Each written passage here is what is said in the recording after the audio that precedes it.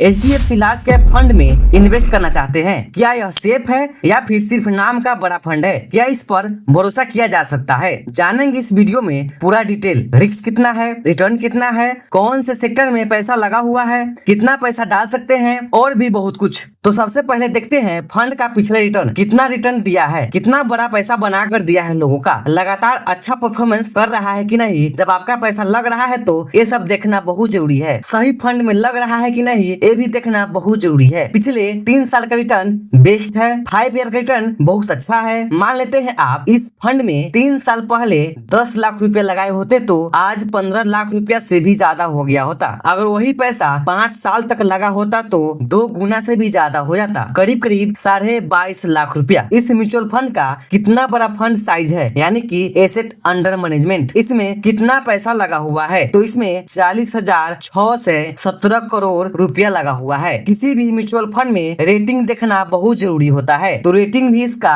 5 star है। इस fund में SIP और लमसम द्वारा कम से कम कितना रुपया डाल सकते हैं? तो इस फंड में लमसम द्वारा 100 रुपया कम से कम डाल सकते हैं और SIP भी कम से कम 100 रुपया से शुरू कर सकते हैं। यह फंड इक्विटी फंड कैटेगरी में आता है जिसमें ज्यादा हाई रिस्क होता है। इस फंड के टॉप इन्वेस्टमेंट सेक्टर है banking and finance, health care, automobile, energy sector में। इसमें टॉप होल्डिंग कंपनी है HDFC bank, ICICI bank, Bharti Airtel, Reliance industry. यह फंड 1 साल 2 साल के लिए बेस्ट नहीं है, इसमें 5 साल या उससे ज्यादा समय के लिए इन्वेस्टमेंट बेस्ट है वेल्थ क्रिएशन के लिए, नहीं तो उससे कम समय के लिए ज्यादा रिस्क हो सकता है। यह फंड अक्टूबर 1996 में लॉन्च किया गया था। पहले इसका नाम HDFC टॉप 100 फंड था, उसे बदलकर 1 जनवरी 2025 को HDFC लार्ज कैप फंड कर दिया गया। इसमें फंड मैनेजर का एक्सपीरियंस देखना भी बहुत जरूरी है। इसमें फंड मैनेजर राहुल बैजाल और ध्रुव मुच्छल है।